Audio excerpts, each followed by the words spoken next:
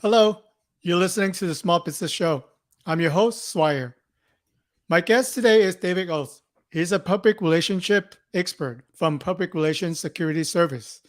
David has over 25 years of PR experience, starting as a U.S. Navy public affairs officer and later as a corporate chief marketing officer and a nonprofit president. You all got to pay attention to this episode today because Dave is going to tell us how to stay out of trouble. How you doing, Dave? I'm great, Swire. Nice to talk to you. If you don't mind to tell us a little bit more about your background, and for those of us who are not familiar with your work, what do you do as your daily job? In short, help business owners, executives, nonprofit leaders, and individuals overcome reputation issues that they are feeling when getting besieged in things like online reviews, social media, blogs, and I think more popularly known as the press. But I think for your audience, one of the things I want to make sure that I get across from them, particularly with the small businesses, is a lot of the crisis PR situations they face, a lot of the reputation issues that they will come across in their business lifetime will never actually make local news or even national news, but can be just as debilitating because thanks to these little devices that we all carry around in our pockets, any organization of any size can find their reputation being called into question from somebody through an Instagram post or a Yelp review or a medium.com article. And I help organizations of all shapes and sizes deal with that because they can be just as debilitating if they're not responded to correctly. Yeah, I'm glad that you mentioned that because now we are all journalists. We are all expert review critics, right? So if we have the slightest miscomfort or displeased, then it is on the internet everywhere. You could really destroy or ruin someone's reputation. But in your point of view as a PR expert, what would you consider a crisis in PR? Any sort of public issue where a reputation is being called into question and is taking the business owner, the executives, key elements of the team away from doing what they would normally do in the service of their clients, right? So this is all about operational matters. This is about reputation issues that are causing them to have to stop what they're doing, stop taking care of customers because they've got to respond to a reputation matter that has the potential to reduce their ability to make money, revenue, reduce their ability to make profits, keep really good employees and their business partners intact. And so my job when I help organizations through that, big and small, is with the idea of how do we communicate effectively to a wide range of audiences through a wide range of channels that get them back to normal operations as quickly as possible. It doesn't mean that there still won't be some long range matters that they're going to have to do to repair whatever the reputation damages are. But if I can, in a crisis situation, in as quick of an opportunity as I possibly can, get them back to normal operations, get things stabilized so they can go back to making money, staying profitable, keeping good employees, and then whatever the matter was, right? Even if it was just simply miscommunication, but there may be things that they didn't do right? Everybody has a bad day. Maybe there's some employee practices they need to fine tune. Maybe there's some customer service policies and procedures they're going to need to implement. Maybe there's just some things that they need to fix on. Hopefully I can bring in people if they don't have it in-house already that can help them through that so they never have to hire me again. But I'd say that's the definition. It's not necessarily these incredible press conferences where you got a CEO very nervously in front of their office doors, shaking about something that could be a criminal matter or something that's just this big, reality TV situation. It's anything that basically takes them away from doing what they want to do and what they should be doing for the business because they've got to respond to some sort of public matter that calls their reputation into question. I've been watching too many TV drama, and I thought that in the PR crisis, like the president of the company and all the, C-level management has to come out, and then they bow 90 degrees, and then and then reporter asking them big question. But it could be really as small as a negative review. But if you don't mind to share a little example, if you would, how would working with a professional like you help solve that problem? Because I think the one of the good thing that to hire you is to stop little problem to be a bigger problem, right? Yeah, I always tell owners, if you've got something percolating, like we would call it 20 years ago, water cooler talk, where an employee is starting to badmouth their boss or things like that. That might indicate something bigger, or could be something that that employee or that customer could then spout on Glassdoor or Yelp or some sort of social media that becomes an issue. When you hear about that, it's a good idea to bring somebody like me in to sort of see if there's a communication strategy you can put in place to diffuse a situation and sort of figure out what it is that you need to solve from a fundamental business process perspective. But oftentimes I don't get that, right? So what I tell business owners and executives and small business team members is, if there is something that's brewing, like you would for any other disaster recovery, how are you set up insurance wise if there's a fire in your offices, or you've got a production issue, or there's your supplier for whatever widget you need to build whatever products you're putting into place. If those things go awry, what do? You should have something from a crisis communication standpoint. And the second thing is, you got to learn how to get out of your comfort zone when these matters occur. So it's as much of training to a muscle memory. Small business owners in particular, right? Small business founders have gotten where they're at. And I'm overgeneralizing here, but largely for two reasons. They've ignored the naysayers who told them they were never going to be a success, right? They've had that passion and that tunnel vision to move through. They've tuned everybody else out. And the second thing that they've done is, if somebody purposely throws an obstacle in their way, right? Whether it's a competitor, whether it's a government regulation, whether it's somebody else who wants to just badmouth them, they have been able to barrel through that obstacle or around that obstacle or fight through it in some way. So this sort of tune out flight mentality or fighting through is really good if a small business owner wants to be successful. It's really bad though in a crisis situation, because what happens is somebody takes a pot shot at you on Yelp, somebody badmouths you on medium.com, and the business executives' first inclination is to respond accordingly. They get into this point counterpoint debate. They start to shout about them. They discredit the person for that. And all you do, especially in an online social media environment, is you elevate the animosity, right? It's like a train wreck. That's why we're so fascinated by reality TV shows. It's because there's drama. It's because there's conflict. And when you respond accordingly as a business owner to things that are your natural state, when somebody calls your personal reputation, an extension, your business's reputation into question, you respond the way you normally would, you're winding up going to make matters worse. So I have to showcase that no matter what, no matter whether there's something that you've done or maybe something that you're being unfairly called into question about, you need to respond with empathy and action. And I can go into details on that, but I'll tell you, no matter the crisis, no matter the organization, no matter the size, no matter the industry, nonprofit, government, education, for-profit, consumer, business to business, empathy and action are the two cardinal rules in any crisis PR response. And that's where I normally help organizations do that, and do that effectively and quickly, get them back to normal operations as quickly as they can. That's great advice. And, if we talk about small business owner and just business owner in general, they're really proud of their achievement. Or maybe if we talk about, simple as a restaurant, they're really proud of their recipe. They think it's the best in the world. That's why people showed up.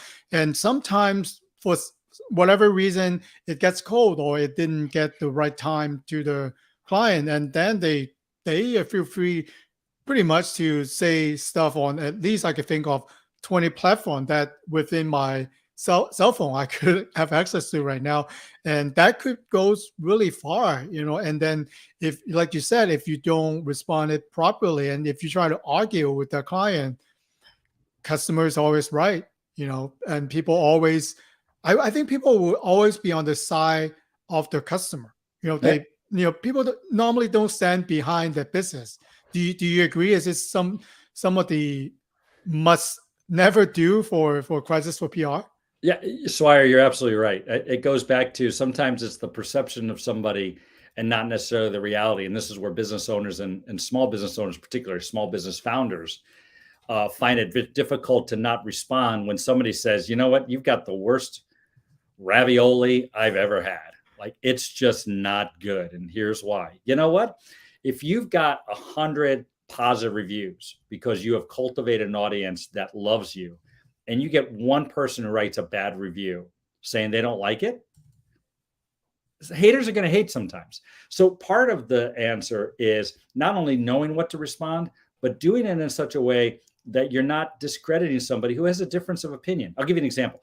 I've worked with this veterinarian here in Southern California. He's got a lauded practice. And if you look at what we were able to do on Google and Facebook, and really not telling his loyal customers, the parents of pets, what to say on there, but saying, hey, by the way, we're on these sites. If you feel compelled, we'd love to hear your feedback on there. And they're writing 5-star reviews, and sometimes 4 and 5-star reviews, talking about the care and concern that this veterinarian has for their pet, right? There's 1 or 2 who have written 1-star reviews, and they're arguing that his prices are too high, or that he was telling them these are the things you need to do, and they didn't agree with that.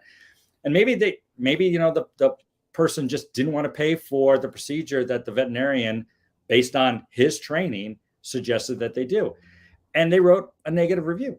And the way in which we helped this business owner, this veterinarian, respond was first with empathy. Hey, we appreciate your feedback. Thank you for writing it. We get that, your fur baby is as important to you as anything. And we also understand that it's an expense to care for that one there. We made our recommendation based on our training. We certainly left it to you to decide. And regardless, we wish you and your pets all the best. There was an empathetic response to that one. And there was an understanding as to why they did what they did. And also an action to saying, for moving forward, if you find a veterinarian that you think is better suited, please go for it.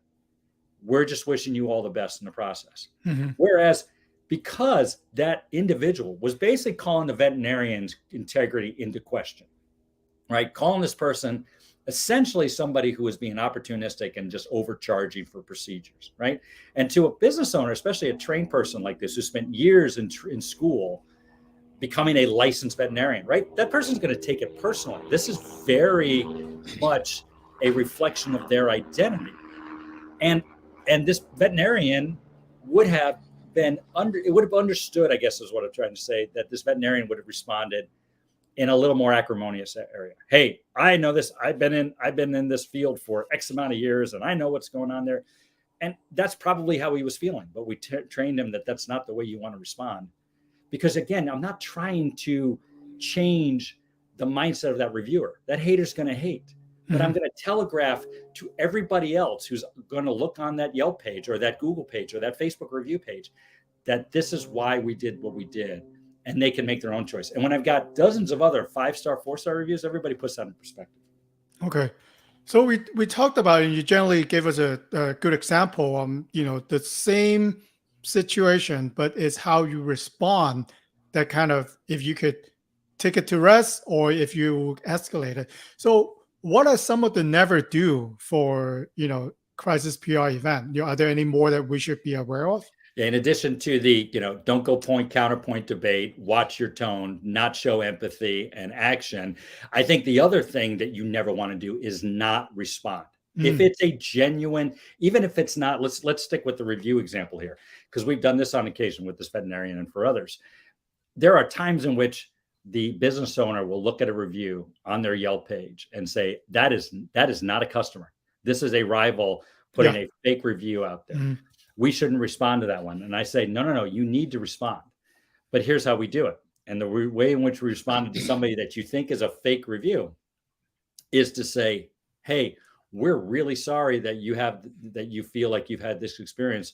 We would love to see how we can rectify it.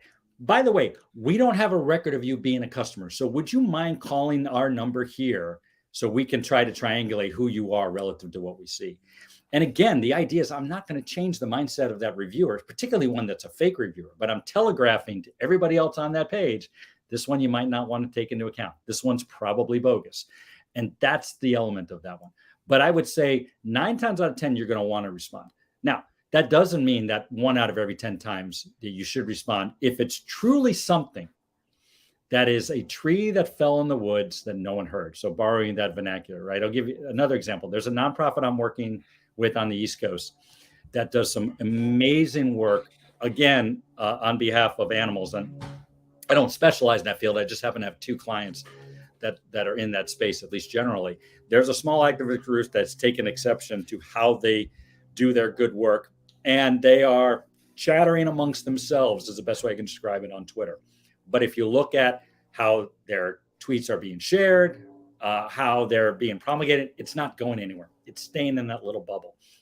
And I've told that organization, you don't need to respond directly to them. But what we will need to do, and we brought in some other players to that, is we need to build up your proactive marketing and communications engine. You need to do a little bit more self-promoting. And that's probably as much of a never do. You don't necessarily have to swing directly at a pitch from an organization if it's contained, and all you would do in response is to basically elevate their visibility. But you would need to respond in other ways to rally your loyal base and the people who support what you're doing to your cause, and let them be the champion for that entity and not you. Okay. We talk about the never do, right? Let's talk about what we must do. I think you touch on certain key elements. Are there anything that we should, notice that, we need to do?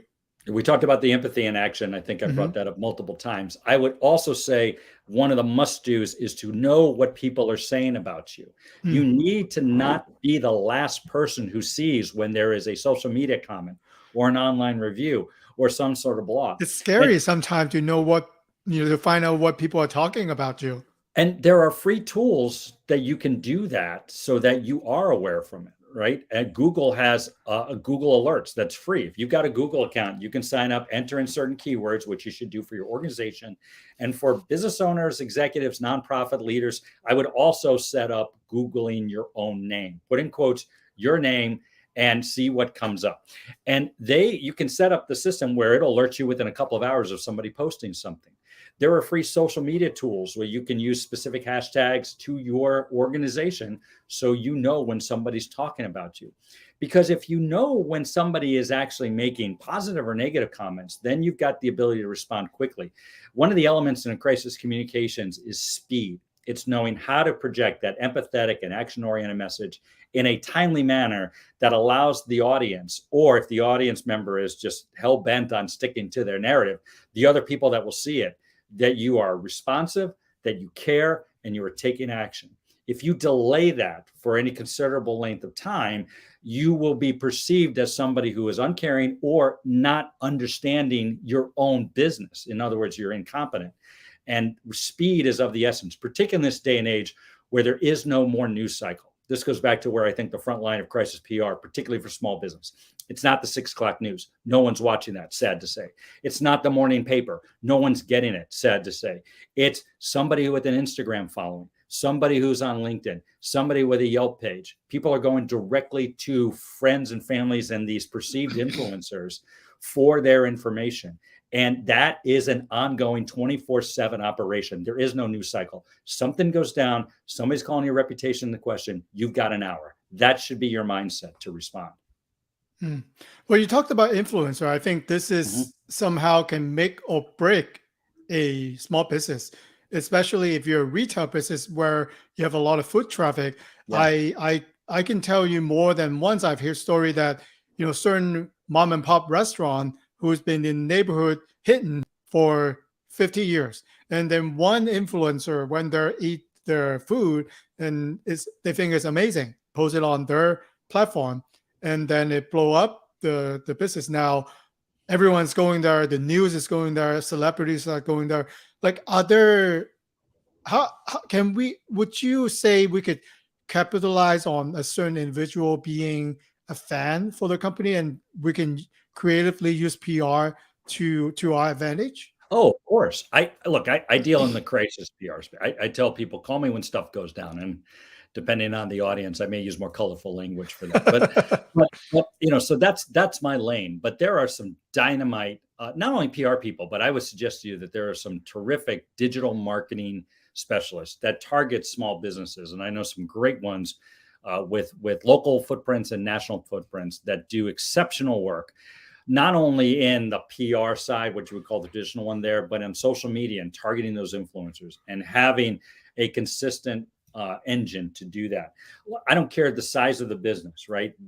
we talked about how these little devices we all carry around make everybody a target, but they also create amazing opportunities for businesses to be their own broadcaster, to promote their offerings and sing the praises of their customers and their partners. So in the same vein, we talk about empathy in action. You should celebrate the success that customers, clients, business partners, whatever your organization is having in the success of using a product. Look at this person who is just incredible in how they've changed their lifestyle because of our offering or the services like that. Diet apps, right? Nutritional apps, Weight Watchers, you name it. What is their main marketing message, whether it's in advertisements on TV or in digital marketing? It's celebrating the success of their client. Look at this person.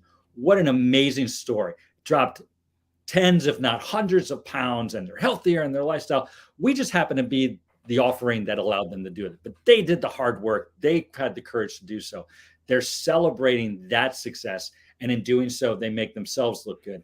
That is a great approach for most small businesses. And you need to be your own broadcaster, because like I told you about that nonprofit on the East Coast, if you are setting your own narratives, when somebody takes a pot shot at you like that, yes, you'll need to have some crisis scenarios put into place to make sure you respond in case that cascades.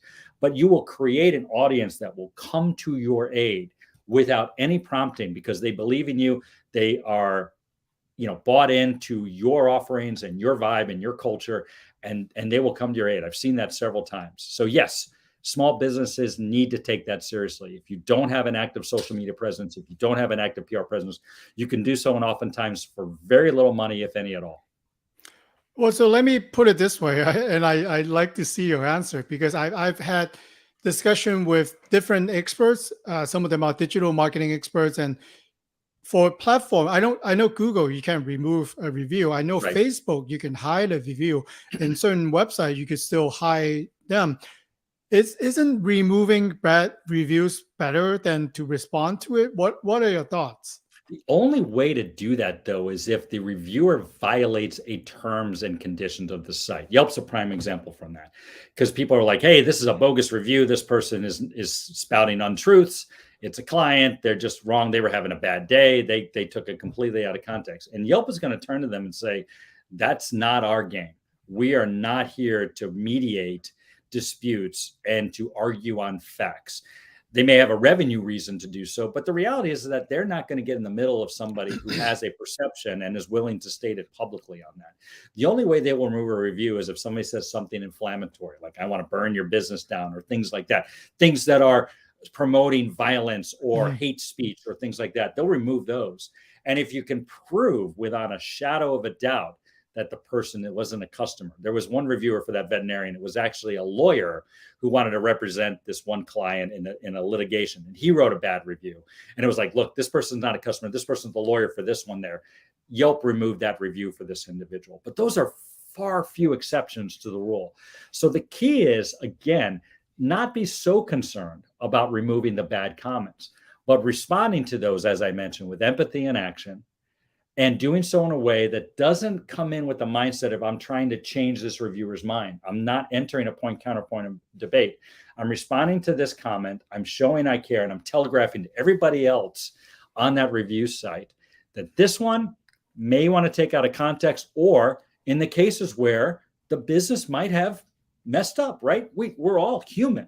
We all make mistakes. We all have bad days. If you own it and you try to make it right in an empathetic and action-oriented way, not only will you have the chance of telling everybody else how you take care of things when you don't do it well, which everybody wants to see, but you may actually change that reviewer's mind as well. I've seen that happen. So don't be afraid of that. People, we're so pain adverse, much to our own detriment, that we're just like, we just want to get rid of it.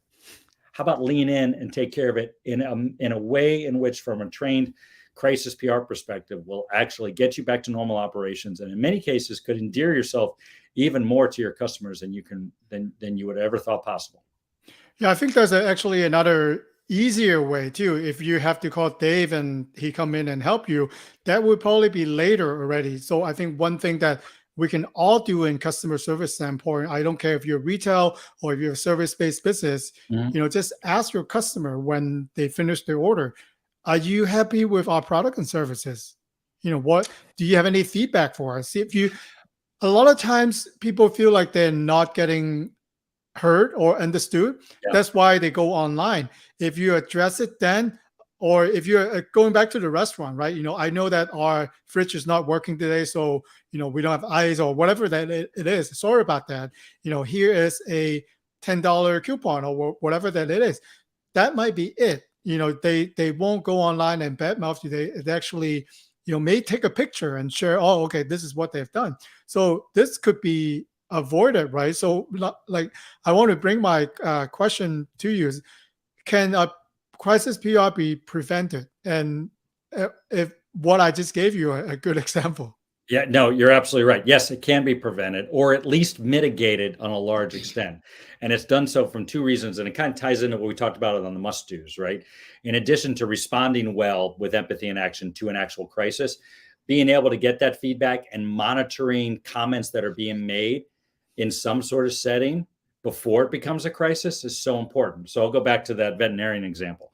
One of the ways in which we were able to successfully increase their positive reviews wasn't directly in asking for reviews. We just simply put in a system that's semi-automated where within a day or two of a visit, an email goes out to the customer, right? The parent of a fur child, and to say, how was your experience? And it's a quick 1 to 5 star rating.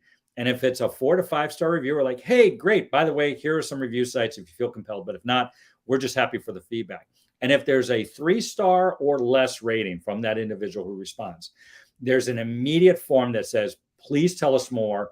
We are sorry that we didn't meet your expectations, and we'd love to find out why. And if that person fills it out, we put in a system in place where within a business day, the veterinarian or somebody from that office will call the customer and say, this is great feedback. How can we help? What are the things that we can do? Maybe there's some mitigation we can do. Maybe we can help out in some other areas there. Because you're right. Most people will comment online because they feel voiceless. They feel disenfranchised. They do not believe that people care about them. And you show that level of care ahead of time, you can diffuse a situation often. That's not necessarily a default position or a natural state of business owners who feel, again, like they're doing everything they can. They're working their tails off. They are trying to do a good job. I don't think most people try to do a bad job, right?